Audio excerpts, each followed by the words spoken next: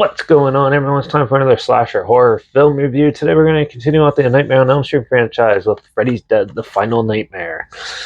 It was released by New Line Cinema September 13th, 1991. Written by Michael DeLuca. Produced by Robert Shea and Ann Warner. And directed by Rachel Talalay, who also worked on films like Tank Girl, A Babysitter's Guide to Monster Hunting, Ghost in the Machine, and Twice Upon a Time. This had a budget of $5 million and it made it over $34.9 million.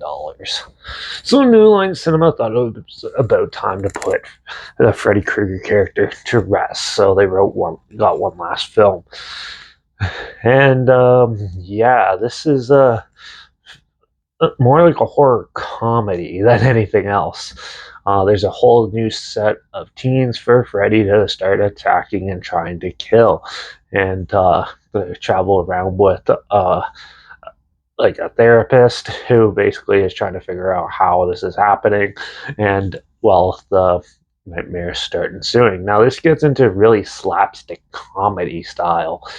And the way they portray the deaths in this is really ridiculous. It's very creative and very unique, and the effects in this are really well done, obviously, but the story itself is very bland, very weak, and with characters that doesn't really matter or anything. There's no substance to them, and they try to do some unique things like give Freddy a daughter and try to give it more edge that way. But in that sense, it still does not work that well in this type of story with this character.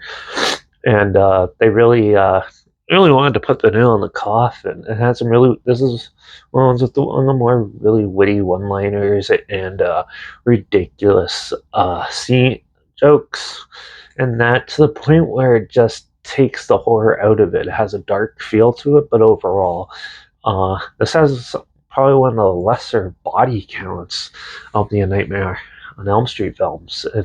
There's only like 4 deaths in the whole movie, and it's more of exploring how Freddy has a daughter and stuff, which wasn't really that interesting.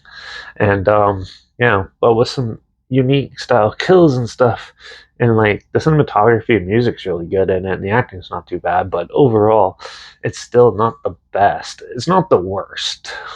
The worst is yet to come, but it is one of the weaker ones in the franchise. It's not that great, to be honest. So I don't really have much else to say about it. It's a pretty weak film overall, but it does have some amusing charms, some cool cameos, and overall, it's still an amusing film. So I'm going to give Freddy's Dead, The Final Nightmare a 2.5 out of 5.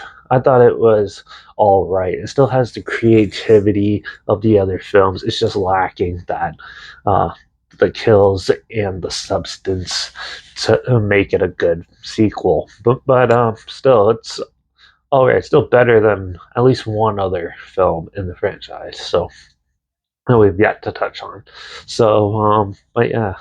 But if you want to check it out, I'll link the trailer down below. I don't think it's streaming anywhere, so you check that out down there. Also, make sure you check out my Instagram. It's linked down below. That's where I post clips of films and review. If you check out my stories, you put the film title in there and some history thing in there as well. And also my Letterbox down below, WP reviews. That's where I post my first star rating right after watching the films. And my Twitter's down below, reviews_Darius. Follow me on those platforms to look at this channel. Like this video, share it to more people aware of it. Comment your opinions of the film down below. If you have any films or film franchise in any genre and on any streaming service, comment them down below too. I'll try my best to get to them as soon as I can, and if I can find them. And make sure you subscribe. Hope you find something weird, obscure, and odd that I never thought of checking out together, and also share my opinions on popular films, some classic films, and reviews on other things as well. Also, let me know what your favorite Nightmare on Elm Street film is down below as well.